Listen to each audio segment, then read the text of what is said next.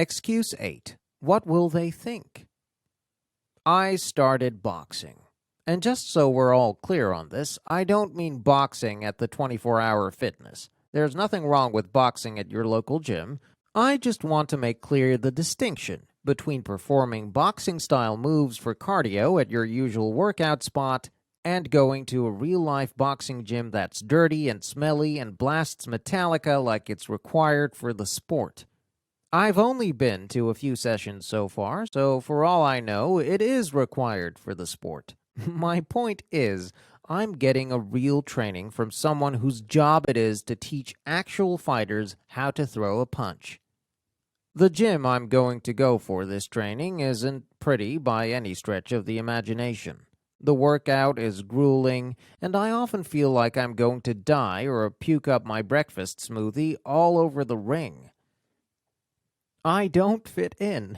Imagine a dirty room full of minotaurs and then me, all 5 feet, 2 inches of me, with my long extensions and my overly dramatic fake lashes.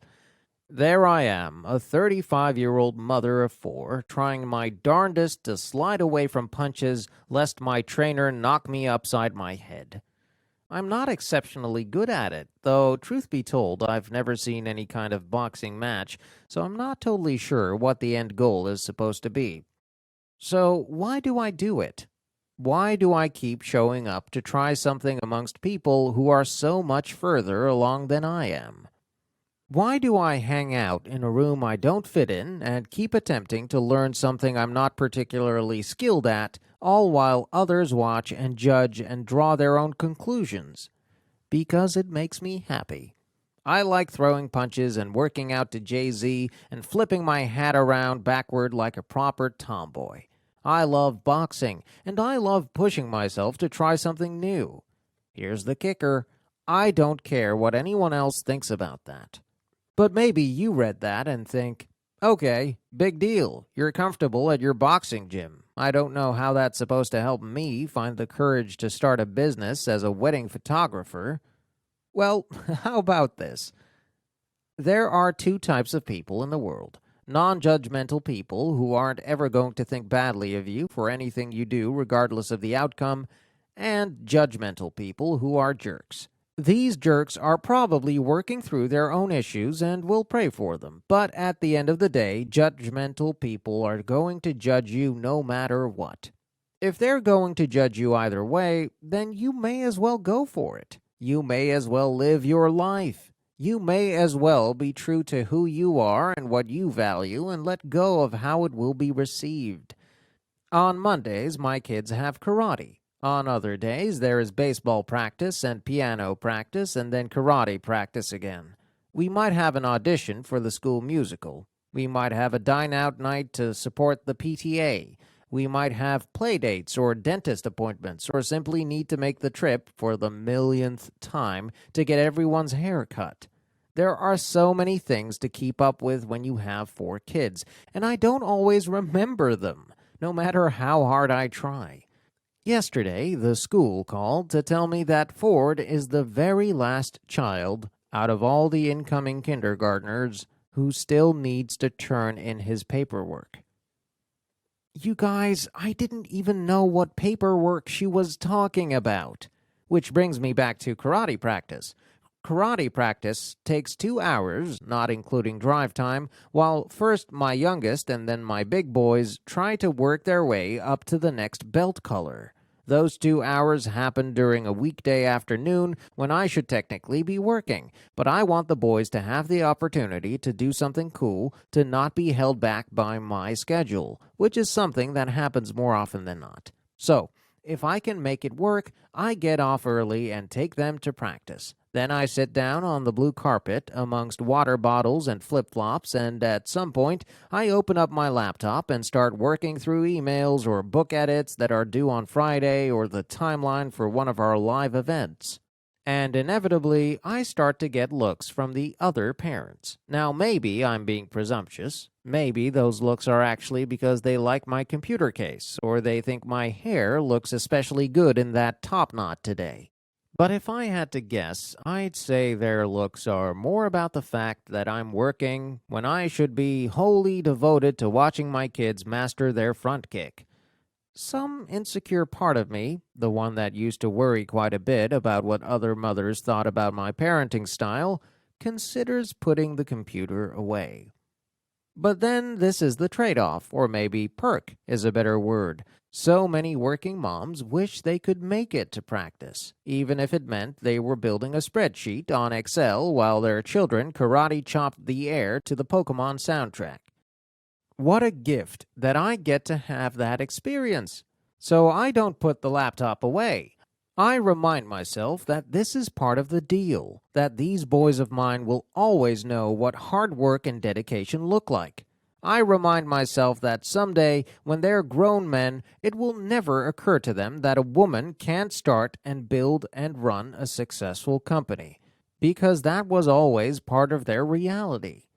God willing, I'm the only mom my kids will ever know, and I honestly don't know any other way to make this all work, for all of us, without multitasking sometimes.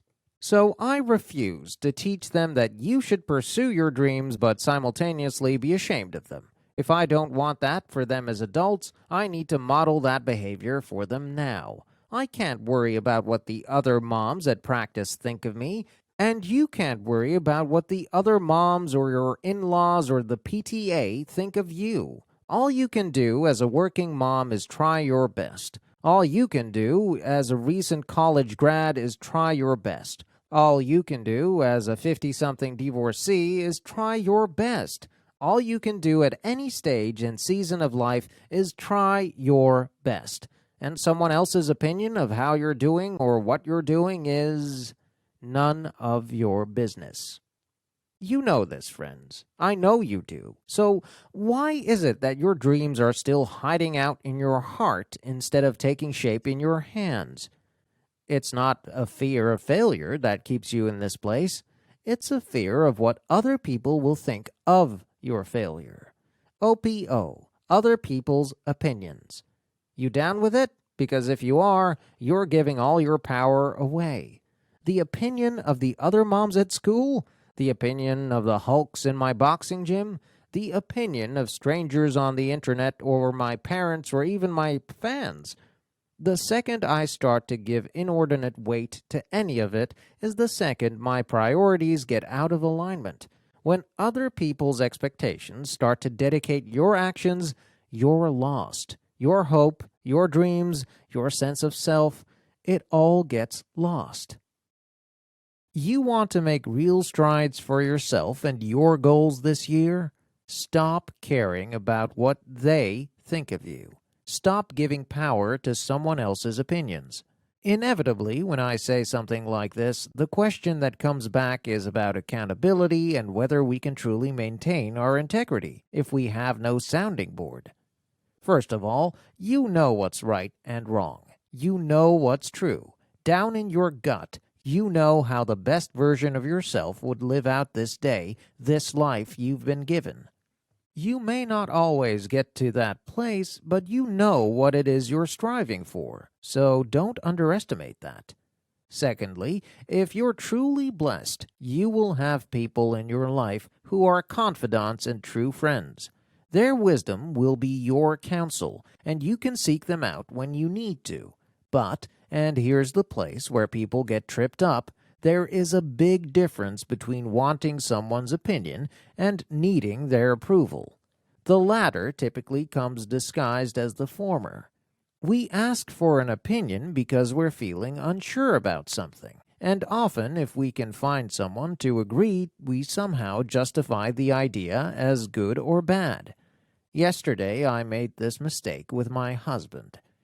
He is my best friend and counselor, and I still had to separate his opinion from what I really wanted. I have this idea for a new book, a new fiction book.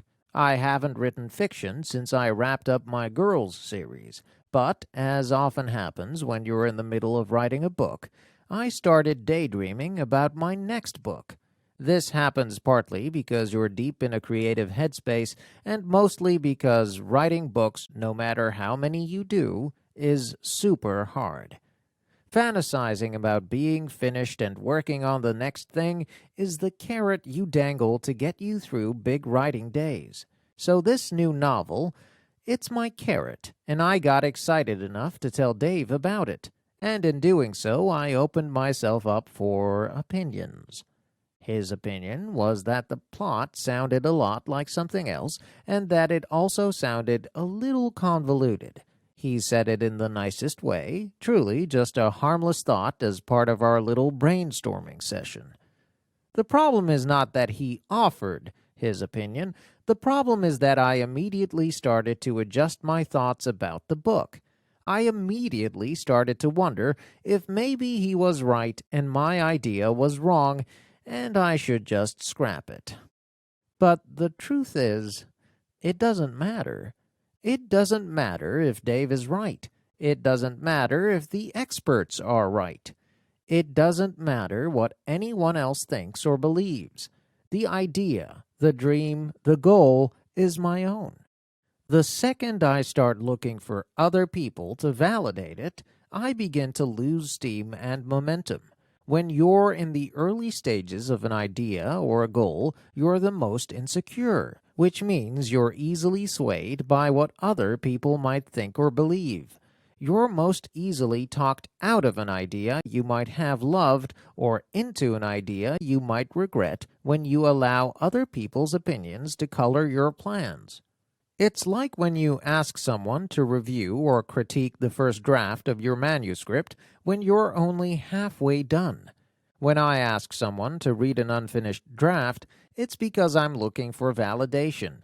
It's usually because I'm struggling and thinking I'm a terrible writer, and I want someone whose opinion I admire to tell me to keep going. The truth is, no one else can validate you enough to finish a first draft. No one can validate you enough to follow through on the dream you've laid out for yourself. Even the most encouraging coach on the planet can't make you finish the race.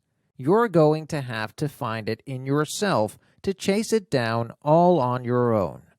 But what's the harm, right? If you still finish it yourself in the end, why does it matter whether you look for someone else to validate your idea in the beginning? Because while other people can't help you finish, they can certainly, even if unintentionally, talk you out of trying. I wish I could just snap my fingers and make it so that you no longer felt trapped under the weight of other people's opinions and expectations, but I know it's not that easy. It's a hard habit to break, but make no mistake, it's a habit and a choice. We can choose to not allow that weight in our lives, but since we're all probably operating under some negative opinions, we also need to learn how to get out from under what is already there. And that starts with understanding exactly what kind of opinions we're dealing with. Here's the deal. There are two kinds of negative opinions, substantiated and hearsay. Substantiated means that you know for sure the negative opinion is there. Someone tells you the things they don't like about you straight up to your face, like a Drake song. Maybe they're family, maybe they're friends, maybe they're random strangers on the internet. These kinds of substantiated opinions are delivered two possible ways. Just follow me down this flowchart. I promise we're going somewhere. The first possible presentation of a negative opinion is thoughtful and kind. It's given to you by someone who cares about you, and they're concerned about a choice that you're making. But even when their heart is in the right place, there's a lot of nuance there. Is this really about you, or is their concern grounded in their perception that what you're doing is wrong? Remember our conversation about people's perceptions of what's shameful? Please see my OPO flowchart for how to proceed. Other people's opinions. Someone has an opinion about you. Did you actually hear them say it? No. Don't worry about it. Yes. Do you actually know this person? Nope. Don't worry about it. Yes. Do you value their opinion? No. Seriously, don't worry about it. Did they offer that opinion with love? No. Oh, crap.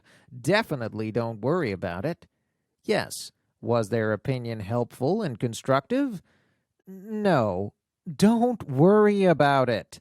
Yes. Give it some thought. Decide what's best. And don't worry about it.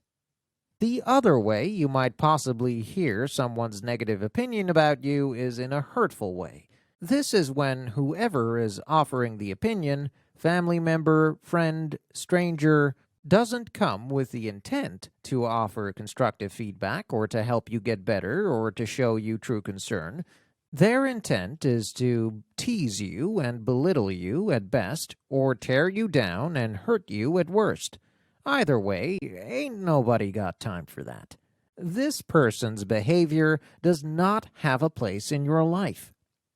Let me say it again. This behavior doesn't have a place in your life. I don't care if it's coming from your sister or your mom or your boyfriend. Nobody deserves verbal and mental abuse, and every time you allow it to happen, you're giving that person permission to treat you that way. You are not required to put up with it just because you always have. To recap, we've got two kinds of negative substantiated opinions. The first comes from a place of love, so you're going to be a grown-up and consider it, but not accept it as gospel truth unless it feels right to you.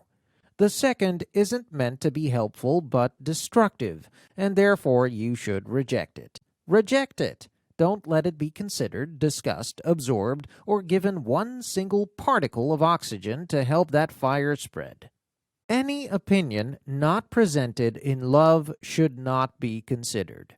Period. Which brings me to the second kind of negative opinion about you. The hearsay. The figment of your imagination, no matter how likely it may be. The negativity that you've made up all on your own. Eleanor Roosevelt told us that nobody could make us feel bad without our consent. I'm going to add to that.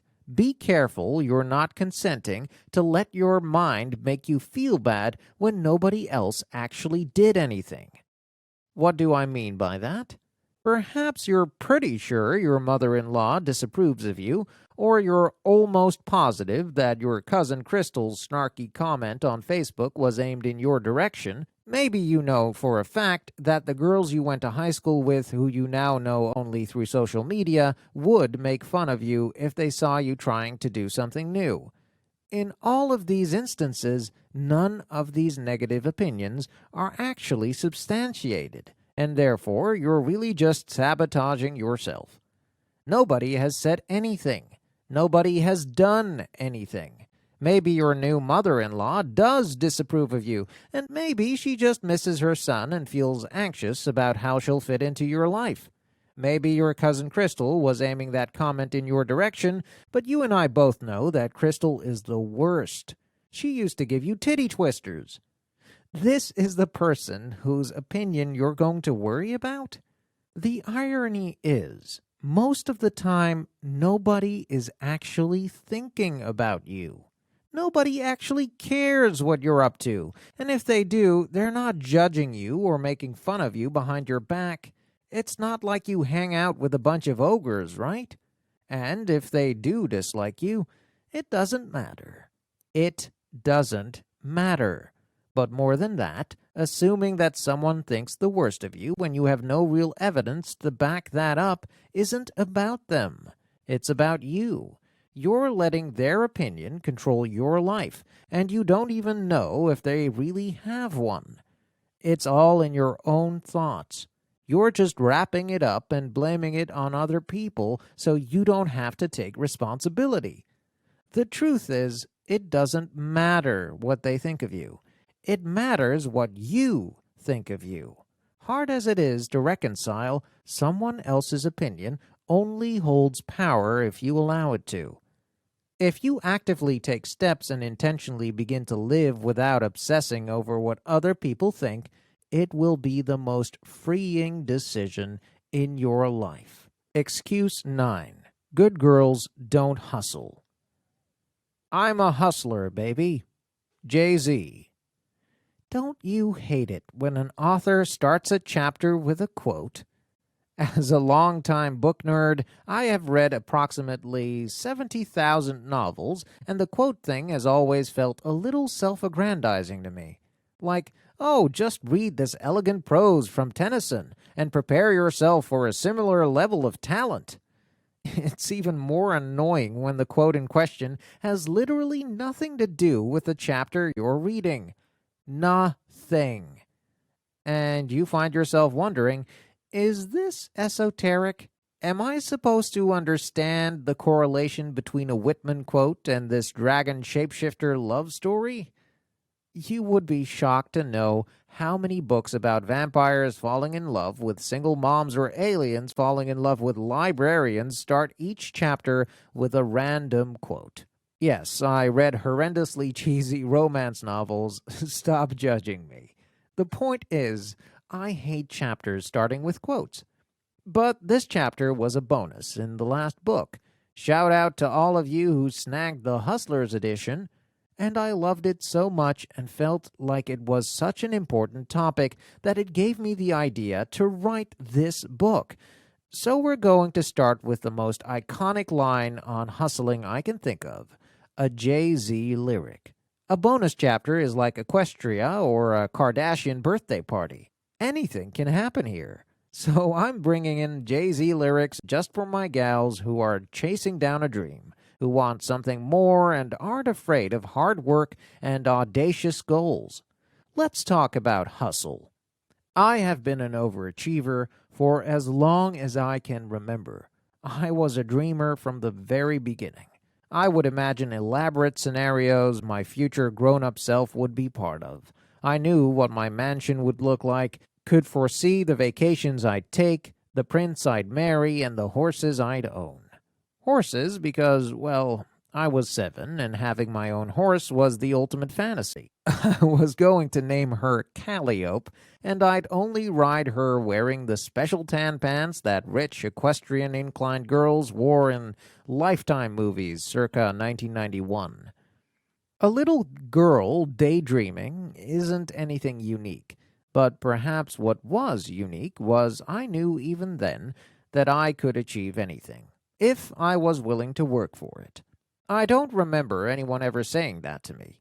Maybe I just understood it through observation and osmosis. When you grow up in a home that struggles financially, it doesn't bother you until you're exposed to the opposite. I realized at a very young age that there were people who didn't live paycheck to paycheck, who didn't scream at each other over money, who could walk into Target and buy anything they wanted. I was 11 when my goals for my future solidified. My parents had broken up again. It happened so many times over the course of my life, I honestly cannot tell you what number it was that time. The difference in this particular instance was that my mom decided to move out, and she insisted I come with her. Nobody asked me what I wanted or gave me a say in the matter. They simply announced that it was happening. My 3 older siblings would stay with my dad in our family home, and I would move into a crappy apartment with my mom. It was one of the darker years of my childhood. I rarely had access to my siblings, and the financial strain of parents who were now dividing resources to pay for 2 places to live meant that we had even less than before. I have a photo from that time of my 11th birthday party with a handful of friends from school in this run-down, shabby apartment. I remember being embarrassed. I remember the boxed cake mix baked in an old Pyrex. I remember that we couldn't afford decorations. I remembered being hyper-aware of 2 things. First, I didn't want the kind of life where I lacked funds for special occasions. Second, it's not very convincing to assert your independence, from my mother in this case, if you don't have the financial means to back it up. I vowed to myself that day that I would be wealthy when I grew up. It was my birthday candle wish. I stood in that tiny dining room on stained carpet in front of the yard sale table, and I promised myself something better. I will never live like this when I have the ability to prevent it. I was vehement in this. Someday I would be rich. I'm not supposed to say that, I know. Social media is filled with hundreds of male CEOs and self-made entrepreneurs who tout the power of wealth and the justification for achieving it. But if you're a woman, it's frowned upon. It's impolite. It's not something good girls do. Good girls don't talk about money, and they certainly don't claim it as a life goal, regardless of their reasons why. What I learned in childhood? You get what you get, and you don't throw a fit. That meant I should be happy with whatever life handed me, gracious and thankful for whatever came my way. But what was coming my way as a child and later as a teenager was a mostly crappy existence, and because I was a child, I couldn't do anything to change it. But I knew after that birthday party that the second I was in control, I would never be forced to settle again. There is a big difference between gratitude for your life and blind acceptance of whatever comes your way. I wanted more. I wanted more than I had grown up with. I wanted more access. I wanted more experiences. I wanted more knowledge. I wanted more challenges. I wanted more influence. I wanted the ability to help others who were in difficult financial places because I knew exactly how they felt. I understood even then that monetary resources would make possible. I wanted so many big, grandiose things. When I was a child, people thought it was adorable. They'd pat me on the head and tell me how precious it was. But in my early 20s, I quickly learned what was and wasn't acceptable to my family, friends, or husband. When I started my own company, everyone saluted my moxie. But 2 years later, when I was pregnant with my first child, people immediately asked when I would be quitting. The business, they concluded, was just this cute thing I was doing to keep myself busy until my real calling started. Being a stay-at-home mom. S-A-H-M. Sam. It's worth stopping right here to qualify that statement. I sincerely believe there is no harder job and no more important job than being a Sam. I have so much stinking respect for my Sam friends, and I'm not for 1 second implying otherwise when I tell you that it's just not for me. Next to my husband, my children are my greatest blessings. But y'all, if I had to stay at home with them full time, I'm not entirely sure any of us would survive. It's not my spiritual gifting. It's not in my wheelhouse. You know what is in my wheelhouse? Building a successful business, managing a team, writing books, giving keynote speeches, crushing it on social media, strategizing, branding, PR, and planning live events where 1,000 women fly in from all over the world to be inspired. But at the time, none of those things were proven. I was still so new to business. I only had an idea in my heart and a fire in my belly. I was figuring out how to run a business using books at the library and Google. I asked 100,000 questions to anyone who could offer wisdom. It was slow going at first, but dude, I was going. I got my first client, and I worked my butt off. I treated that one single client like they were the last opportunity I'd ever get. I didn't have money. I didn't have a ton of experience, but I did have an unmatchable work ethic, and I let it shine. I got the next client based on a referral from that first one. I did events for basically nothing in order to build up my portfolio. I took on any client I could find. I was essentially like, do you have a pulse and need to plan a party? You do? I'm in. So when I got pregnant and had to explain my choices over and over again to my well-intentioned family members, it honestly sucked. For the first time in my whole life, I understood that other people didn't agree with the life I'd imagined for myself.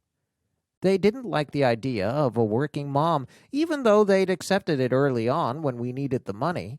A couple of years later, when Dave's salary increased enough that it was clear I didn't have to work, the passive-aggressive people around me began to vocalize displeasure outright.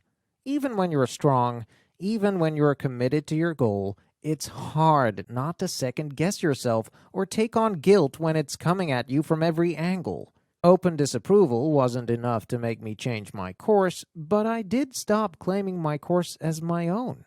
I wouldn't recognize it until years later, but those opinions began to wear me down.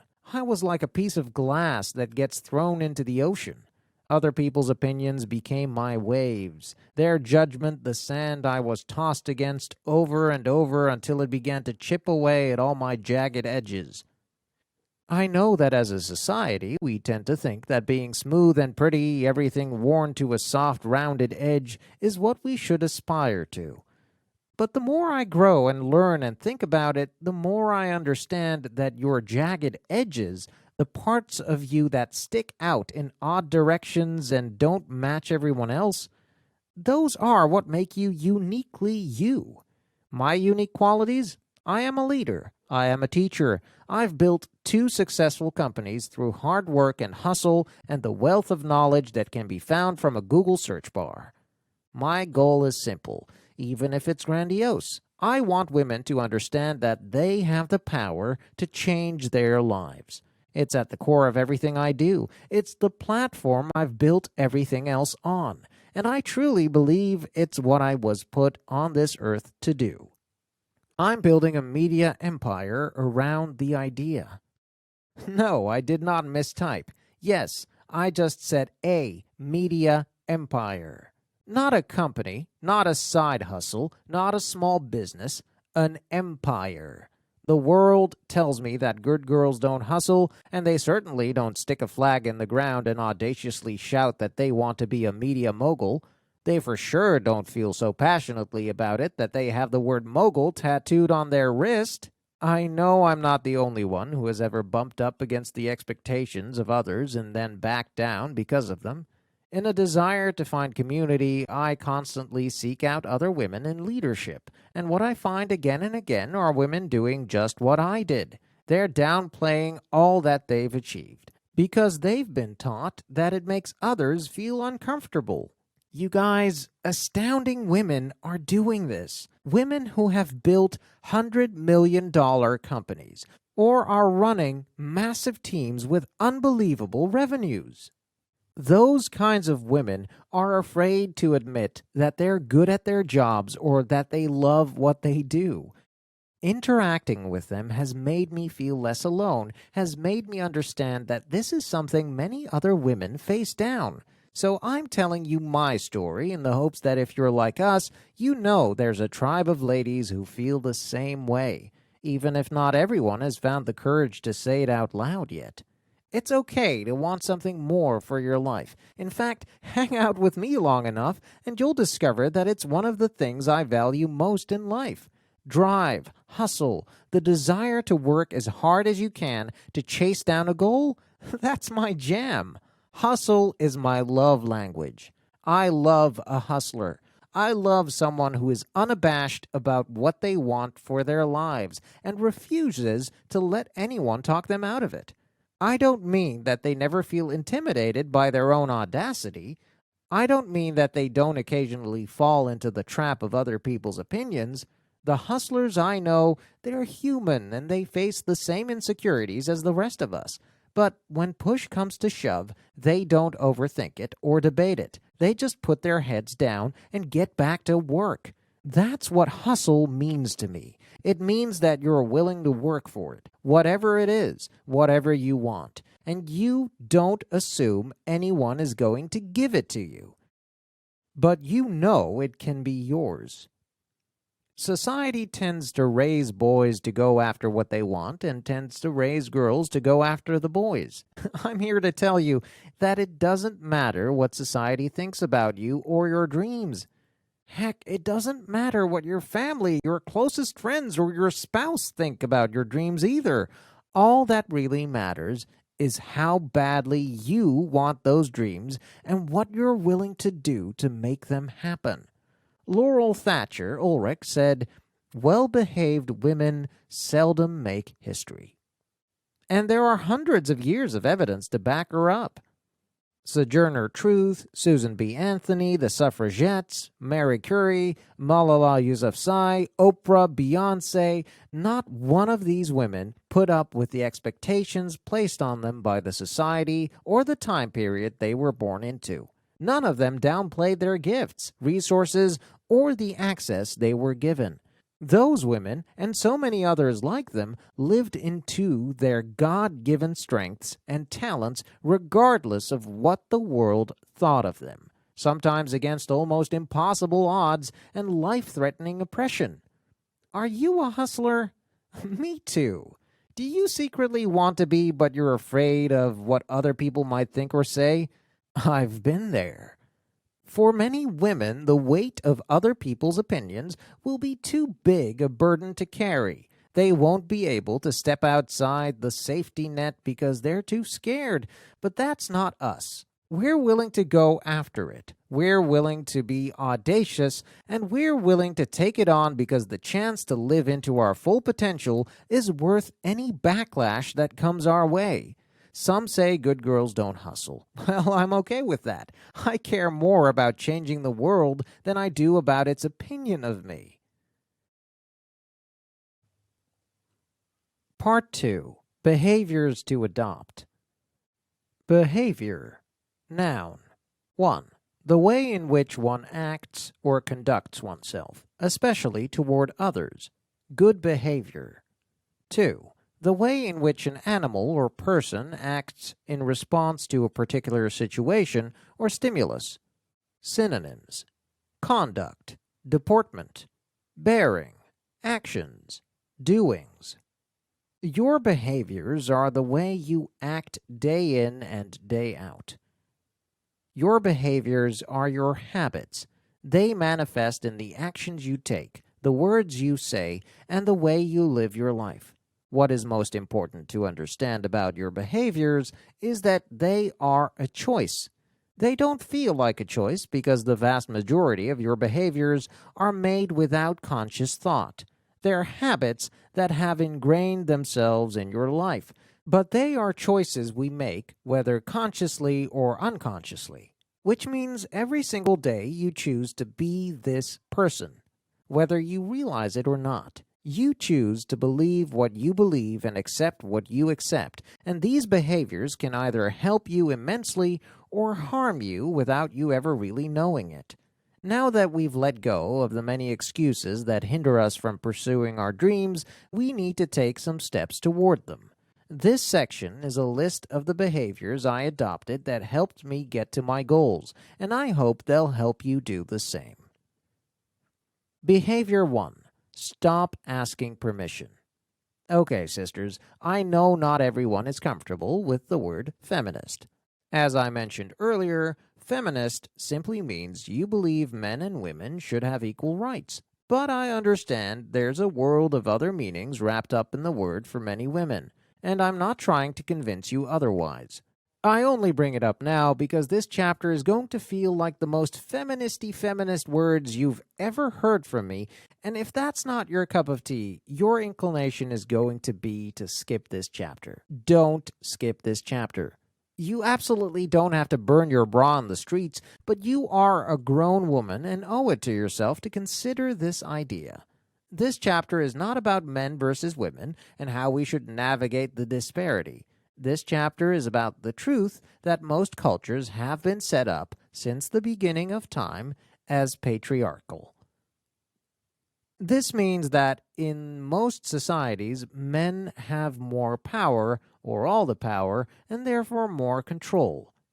It doesn't matter whether you believe this is good or bad, natural or misguided. Girl, you do you. But for the purpose of this book and chasing down your goals, it matters that you at least consider how this kind of structure might affect your belief in yourself.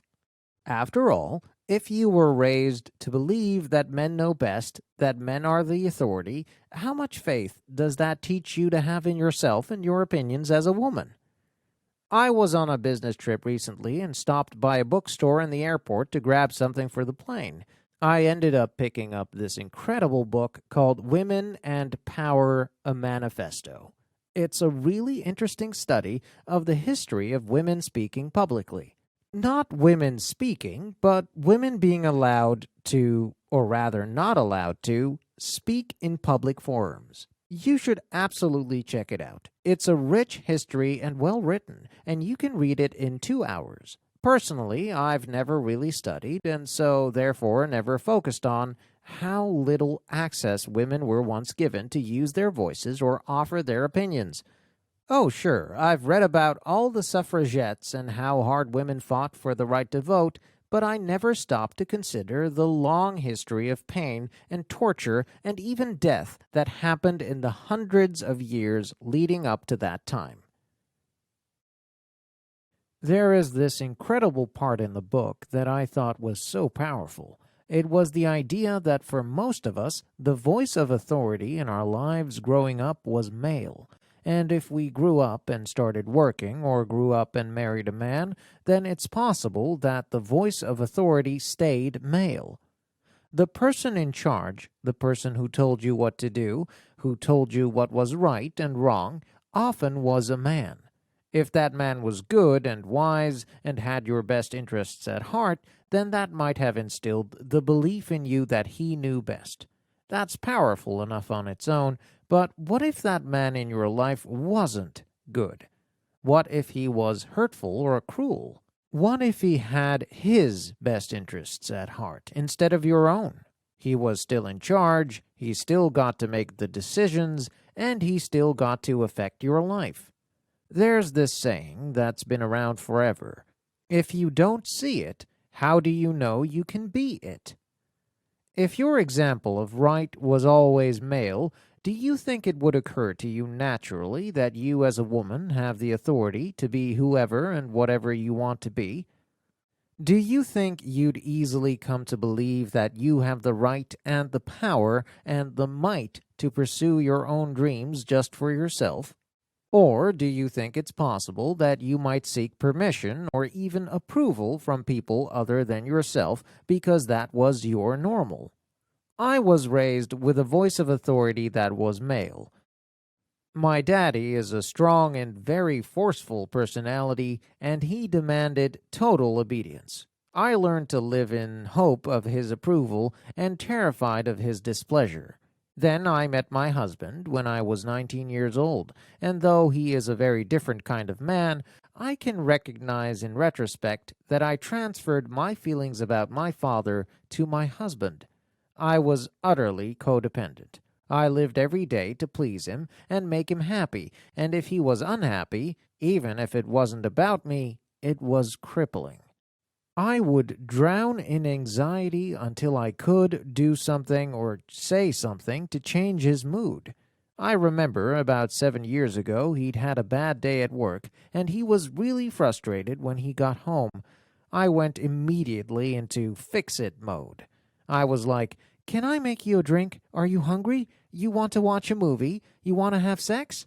And he looked at me firmly but very kindly and said, "Rachel, I'm in a bad mood and I'll get over it. It's okay if I'm upset. You don't have to make it better. It's not your job to make sure I'm happy." Holy crap, you guys. It was a freaking epiphany. It really never occurred to me that I should just let him process his feelings, and it wasn't my job to fix them. I had been raised in a house where we did everything possible to keep Daddy happy, and I didn't know there was any other way to be. Consequently, when I began to understand that the entire purpose for my life wasn't to please someone else, I began to consider things I hadn't before. Like, what if I could make decisions for myself? What if I stopped making every choice in my life about what would please others most? What if sometimes I just did what I wanted to do? What if I stopped asking permission? I didn't even realize I was doing it back then, but for the first probably 10 years of my marriage, I had asked Dave's permission to do everything. Not because he told me to, but because that's what I thought was normal, and I brought it into our marriage with me. Do you care if I go to the grocery store? Do you mind if I have dinner with Mandy on Thursday night? Hey, is it cool if I eat the last of the Girl Scout cookies? I did this years before we had children, so this wasn't even like a, hey, I want to do this activity and I'm going to need you to cover childcare sort of thing. This was me seriously needing his sanction to do anything in my life because I didn't want my desires to inconvenience him in any way. I look back on those years and I thank God that I married a good man. It would have been so easy for him to take advantage of me or abuse the power he had over me if he'd been inclined to. Friends, if you're reading this, I'm going to assume you're a grown-up woman. Grown-up women don't ask permission. There is absolutely a way to be your own person while also being a part of a great relationship with someone else. It is absolutely possible to manage your priorities, your responsibilities, and your personal desires in a way that stays true to you and the people you love. It happens when you stop asking permission to be yourself. It happens when you stop caring more about what they think of your dream than what you think of your dream. It happens when you put more value into your self-care than you put into whether they'll be inconvenienced by it. You're allowed to want to be your best self, to pursue your dream, even if they don't understand it. You're allowed to push for something more, even if they don't like it. You're allowed to take time away from your kids, even if it's an inconvenience to the person who has to watch them. You're allowed to do something, even if it makes your partner uncomfortable. You're allowed to tell people who you are and what you need instead of first asking if they're all right with it. You're allowed to simply exist without permissions or opinions or qualifiers. I'm trying to recall when I first heard the term girl boss. Certainly, it reached the heights of popularity when Sophia Amoruso published her book. At the time, I lined up to buy it like every other self-respecting, self-taught female entrepreneur. Reading her story was inspiring and motivational, and I honestly didn't give much thought to the title because I was so fired up to read what was inside. But then I started to see the term and subsequent offshoots everywhere. Girl boss, boss babe, entrepreneur. Women of every age and background picked up the moniker and ran with it. It became a popular trend on social media that still hasn't died down years later. It's part of the vernacular now. It's tossed around at conferences and has become a title that young women in entrepreneurial studies programs aspire to, and it makes my blood boil. I want to stand on a soapbox and rant about this particular topic and how it plays into the male voice of authority, but instead I'll ask a question. Do you know what it means to qualify something? I ask because when I was younger, I don't think I would have stopped to consider the pet name of girl boss for women like me. I would never have questioned what a hashtag might say about women in business in general. When I bring up the act of qualifying something in panel discussions at one conference after another, only a handful of people respond saying they do know about it, and so I read the definition aloud. Qualify. Verb. 1. To modify, limit, or restrict, as by listing exceptions or reservations. 2. To make less harsh or severe, moderate. Before coming to run my company, my husband was a high-level executive at one of the largest media companies on the planet. He led a worldwide team of more people than I can keep track of. He worked his way up from an assistant with drive and determination. He's also never, not one single time, had someone give him a label for the work he does based on his gender. To qualify the term boss by adding girl or babe or honey or pink or whatever other ridiculous antiquated gender role assignment the media thinks is cute this month is at the least disrespectful and at the worst damaging to the way young women view themselves and to our fight for equality in the business world. And the worst part is, women are the ones who are perpetrating this. Women are the ones who are stamping this label on stationery and t-shirts and pinnable quotes, all under the guise that it's helpful and inspiring to a younger generation. On some level, they're right. Owning or running a company or a team is inspiring to a younger generation, but if our daughters have the courage and grit to pick up that baton, don't belittle their efforts by saying it's pretty good for a girl. We don't call them girl doctors or girl lawyers or girl nominees for president of the United States of America. Those positions were hard fought to achieve, and they demand respect. So does this. Being a boss has been one of the greatest privileges and challenges of my life. Being a boss takes guts and tenacity. Being a boss takes hustle and strength.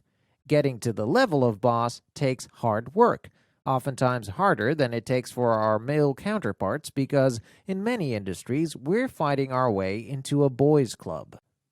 You might call that kind of person a rebel, a rogue, a leader, but there's nothing gender-specific about it. I bring it up now because I want to remind you that you do not need anyone's permission to be yourself, and you also don't need to conform and twist and rebrand your goal to make it more palatable for them. You don't need to present yourself in a certain light to be loved and accepted. The people who deserve to be in your life will care about who you, the real you, actually are, even if it takes some getting used to. Even if you're different from every other woman they know. Even if you're different from the woman they fell in love with. Be the kind of woman you want to be. Be the kind of woman who is proud to be herself. Be the kind of woman who has so much love inside her that she won't be tempted to change herself in order to get love from others. Be the kind of woman who focuses more on being interested than on other people thinking she's interesting. Be the kind of woman who laughs loudly and often. Be the kind of woman who is generous. No matter how much money is in your bank account, you have a wealth of resources to offer others. Be the kind of woman who spends a lifetime learning because knowledge is power, and those who think they know it all are often the dumbest among us. Be the kind of woman both your 11-year-old self and your 90-year-old self would be proud of. Be the kind of woman who shows up for her life. Be the kind of woman who understands that she was made for more. Be the kind of woman who believes that she is capable of doing amazing things in this world. Be the kind of woman whose own dreams make her nervous and then go ahead and do them anyway. Be the kind of woman who never asks permission to be herself. Behavior 2. Choose one dream and go all in. Here's the thing I believe about a goal that often annoys people. You can only focus on one at a time. You can only focus on one at a time. If I were allowed to put emojis into a nonfiction book, you better believe there'd be a little aggressive hand clap in between each one of those words. This one is aimed at all my dreamers who are like, I want to author a book, but I'm also a singer-songwriter, and I'm thinking about getting my real estate license, and I also want to work with homeless animals and start a charity to bring endangered species into senior citizens' homes to comfort the aged. No.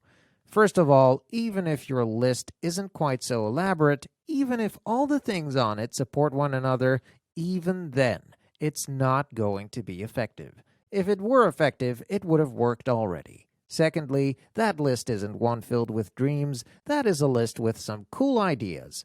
You need to understand the difference. When I say dream, I mean something you greatly desire. I mean that you're fantasizing about something and imagining what it would be like regularly. I mean that when you think about it, your heart beats faster and your palms get sweaty like an Eminem song. Mom Spaghetti. Many people won't get the M&M joke I just made, but that's okay. 3 people did, and as long as someone understands my humor, that's all I care about. Back to the dream versus great idea thing. When people list off the 19 things they're dreaming of, my response is always the same. Which one makes you most excited? If you could choose only one of them to work on for the next decade, which would it be? If only one of them could be successful, which would you choose? The thing is, they always have one. Always. But they surround their single greatest dreams with a bunch of great ideas. They list out all sorts of possibilities because that way they can say it's all just for fun. That way, their options are endless. That way, if chasing the dream becomes too difficult, they can quit and tell themselves it wasn't what they truly wanted anyway. See, if you only pick one dream, there is no plan B. If you want to take the island, burn the boats. If you want to actually achieve your dreams, you can only pursue one at a time. I believe completely in going all in on one single dream, and when you achieve that one, then you can move on to the next. But splitting your attention is splitting your focus and your energy, which means you're not likely to make much progress. When it comes to personal growth, women often approach it like a buffet. They want to work on a little bit of this and a little bit of that. They reason that all the areas of their lives are important, and so they should try to fix them all at once. Maybe that's possible for some people, but I can tell you what's worked for me, in contrast, is focus. I have a whole life outside of the pursuit of my dreams. So do you, I assume. I've got a marriage and children and a career and groceries and dishes and 1,000 other things. I don't have time to waste time. If I'm going to fight for my right to pursue something new for myself, I need it to be as effective as possible. And to be effective, it's got to be totally focused. In the past, whenever I set out to start my diet and my exercise program and finally write my novel, my energy and enthusiasm wouldn't survive the week. There were too many priorities, too many things to keep track of. I got overwhelmed easily and couldn't keep up with it all. When everything is important, nothing is important. I found success when I learned to focus, and focus requires choosing one thing. It's hard for first-timers to commit to only one area when they're passionate about growth. What they don't realize is that a goal is like a harbor. When the tide rises in the harbor, all the boats rise. This amazing thing happens when you start to grow in one area of your life. Other areas improve with it. If you drop a handful of pebbles into a lake, you'll move the water around a bit. If you drop a boulder into a lake, meaning if you put all your energy into one area, the impact is incredible. The ripple effects of that choice spread out in all directions. For clarity's sake, I'd like to mention that it's very possible to grow in multiple areas of your life once you've achieved success in one area and established it as a habit. For instance, I am able to maintain my health and fitness regimen while pursuing a new goal, because health and fitness are habits in my life now. But if I had tried to conquer them simultaneously, or attempted to take them on while starting my new company, let's say, I wouldn't have been successful. The question then becomes, how do you decide? How do you pick the right thing to focus on next? Well, if you're me, you narrow it down using a process I like to call 10-10-1. If you've never heard of 10-10-1 before, that's because I made it up. But I did trademark it because it's a good idea and I'm not a dummy. Like most things in life, I figure out a process that works for me, and when pressed to explain it, I write it out and give it a snappy title. See my entire publishing career. 10 years, 10 dreams, 1 goal. Who do you want to be in 10 years? What are the 10 dreams that would make that a reality for you? Which one of those dreams are you going to turn into a goal and focus on next? 10-10-1. Let's look at it a bit more closely together. 10 years. I like to encourage people to start closing their eyes and imagining the best version of themselves. Imagine that a decade of time has gone by and you are living your best possible ideal for yourself and your life. Dream big. Don't put any restriction on it. Don't overthink it. Just allow yourself to envision the most magnificent possible future version of yourself. A decade in the future, what is the very best version of yourself doing? What does she look like? How does she go about her day? How does she speak to people she loves?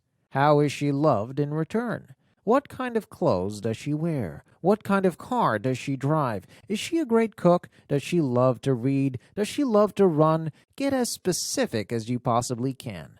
Where do you go on vacation? What's your favorite restaurant to eat at now that your life is different? What kind of food do you consume? What does it feel like to go throughout your day? Are you optimistic? Are you encouraging to others?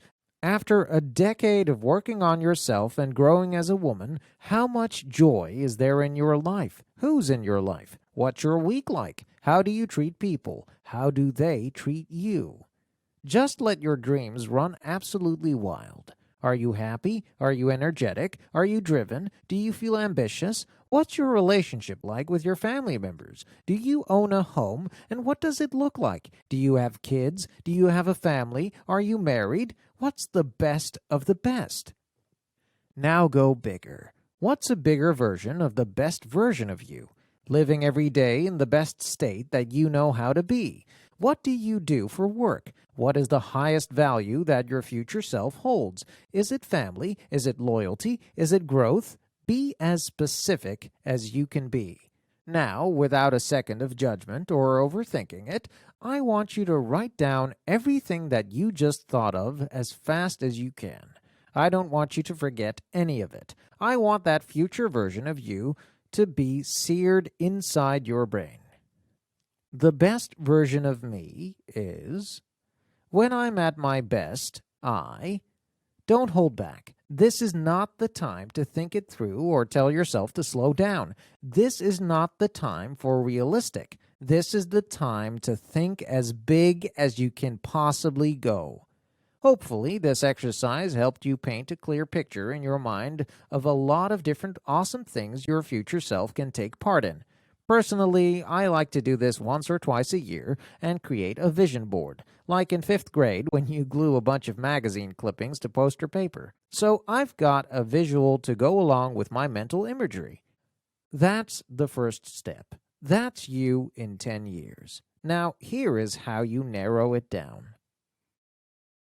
10 dreams. Turn your 10 years into 10 dreams. If those 10 dreams came true, they would make your vision a reality. So, if you saw a future that was completely financially free, maybe your dreams would be things like making a 6-figure salary, being completely debt-free, etc. But maybe your future dream self is also healthy and happy and energetic. Add becoming a marathon runner and vegetarian to the mix. The important thing is, again, to be specific. The list of dreams is how that future vision manifests for you. Often, when we do this, we come up with more than 10, but it's essential to narrow it down. Focus matters, remember? Choose 10 dreams that, if they were to come true, would make your future self real. Now, here's the key. Write down those 10 dreams in a notebook every single day, and write them as if they've already happened. I do this every day of my life because I want the repetition to instill in my head and my heart where my focus should be. I want to remind myself who I should be. I write them as if they've already happened because I read somewhere once that your subconscious focuses on what you give it. If you tell yourself and your subconscious, I'm going to make $1 million, you don't end up focusing on the goal, but on the words going to. It becomes like a to-do list for your brain. You didn't give it direction. You didn't ask your mind to help you figure out how. You only told it that you were going to do something, which isn't especially powerful no matter how big a goal you set for yourself, because you create to-do lists all the time. What makes this something your brain should take notice of? What if instead you told yourself, I have $1 million in the bank. That's specific. That's an outcome. That's a direction to head. Going to is something in the future. Have is present tense, which means your subconscious starts focusing on how to make that real right now. I don't actually have $1 million in the bank yet, but I'm working on it. Some items on my list are things that I want to achieve.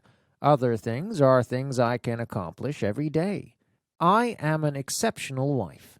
That one is on my list. I write it down every day as a reminder of who I am and who I want to be. When I imagine my future best self, she's still drunk in love with Dave Hollis. In the future, he's still my best friend, and we still can't keep our hands off each other. Only now we look so much fresher because all our kids are older and we don't have to change diapers or wake up with a teething baby. I'm careful with the words I write down, too. I don't use the word good. I don't use the word great. I use the word exceptional. When I write that sentence about being an exceptional wife every day, I have to ask myself what I did today that made me exceptional. It's a simple prompt to move me into action. It reminds me to text my husband and tell him how hot he looked in those pants or how much I love him and appreciate him. That wouldn't happen if I didn't have the prompt reminding me who I want to be. Another item on my daily list is kind of obnoxious, but hey, it's my dream list, not yours. I write down, I only fly first class. If you follow me on social media, you may have some idea of how often I travel for work. It's a lot, you guys. A lot. I don't mind the travel because 90% of the time I'm on the road to give a keynote speech or motivate a bunch of conference attendees with my unique lyrical stylings and the energy of a Springer Spaniel. Public speaking is one of my favorite parts of my job, but it also requires focus and energy. It's hard to have either when you're shuffling back and forth across the country on planes. And it's hard to keep up with my current workload so that I can make all those speaking engagements when I'm sitting in coach.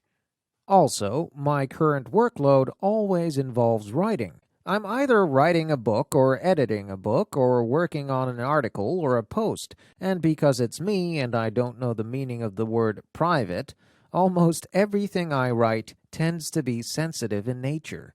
Do you know how weird it is to write a chapter on your sex life while a rando guy sits next to you sharing the armrest? I do. I've written on planes for years. There's no other way for me to turn these suckers in on time, and I hate not writing simply because I'm worried about what my neighbor thinks of Chapter 5. That's where this dream comes into play. In my mind, first class is good for one single thing: seat size. I don't care about their weird entrees. I don't care about the free wine. I don't even care about the ability to get on the plane before everyone else. All I care about is that in first class, I can sit crisscross applesauce with this computer in my lap. It's so comfortable. It's so far away from the next nearest person. It's the best. I know this because one time, years ago, Dave used his miles to upgrade me on a flight. Once I got a taste of the promised land, I couldn't stop dreaming about it. So I wrote the words, I only fly first class, every day, for months and months. Which means that every day my brain accepted that as truth and helped to make that dream a reality for me. When I first started writing it on my list, we didn't have that kind of money in our travel budget at work, and just because I wanted it to be true didn't make it so.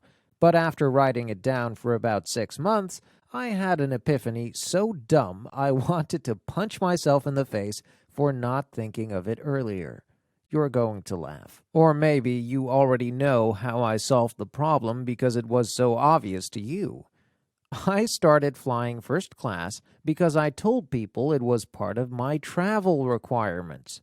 Meaning, when companies reached out and said, Hey, Rachel Hollis is the cat's pajamas, and we'd love to have her fire up our sales force. What would it take to get her here?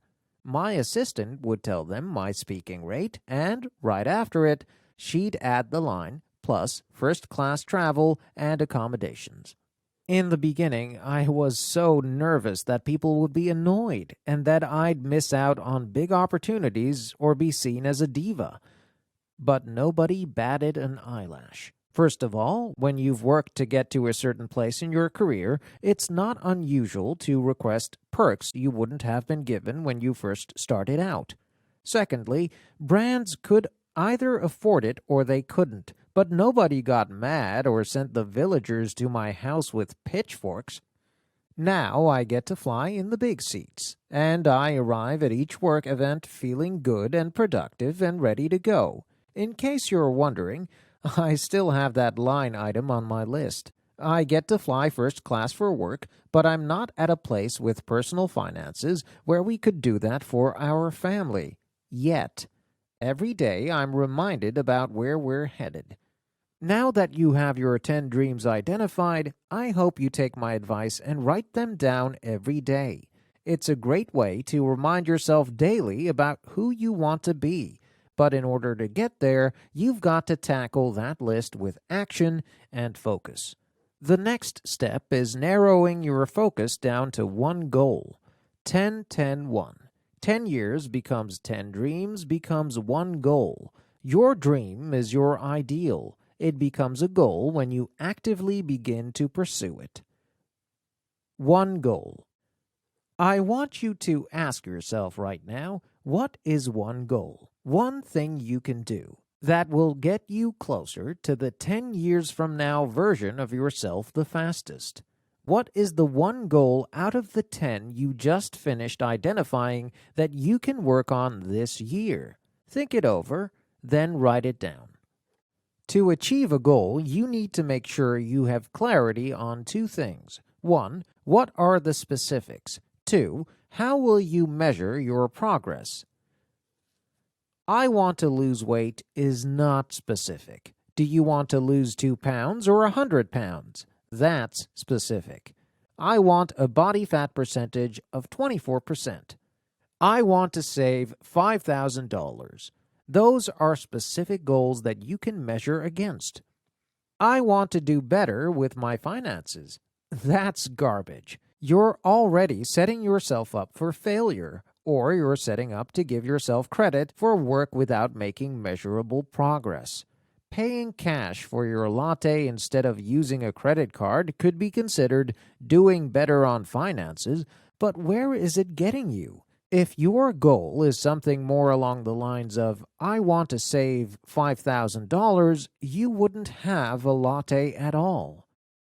Your goal also needs to be measurable. You have to be able to judge whether you're making progress or getting closer to where you want to be. A lot of people also say that a goal has to have a time limit, but I don't like that for personal goals because I feel like it sets you up for failure. If you tell yourself you've got to be in shape by the end of February and then you get to mid-February and you haven't done it, you beat yourself up.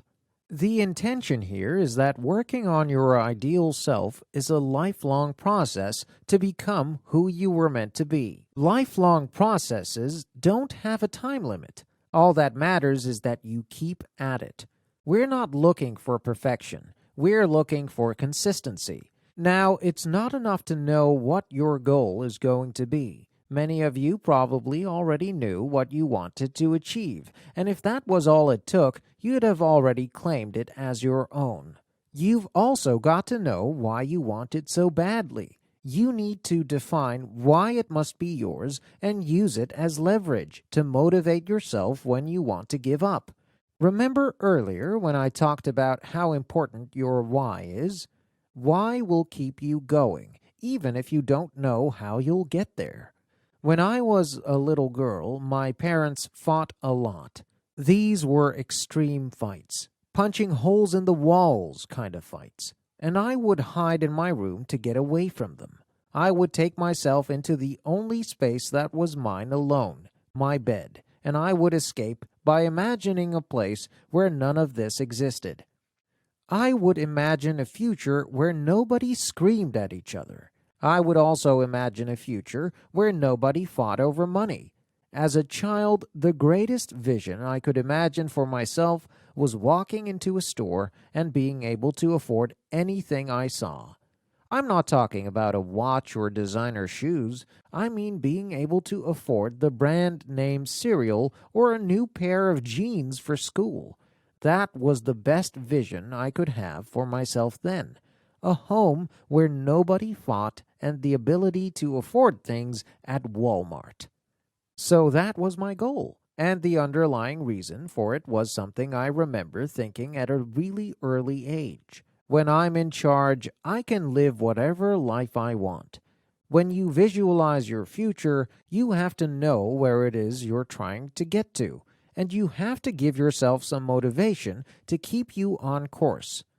Said another way, you have to know your why. Why does it matter to you? It's not enough just to want to be thinner. It is enough to want to lose weight so that you can be able to keep up with your kids or have energy for your life. That's leverage. It's not enough to say, I want to be rich because I think that would be awesome. It's enough to know what it's like to go without as a kid and to promise yourself that you're never going to live this kind of life again once you have the ability to control it. That's leverage. You have to know where you're going, and you have to know your why. For those of you who start and stop, start and stop, start and stop, if you've gone off your resolution 50 times before, it's because your why wasn't strong enough.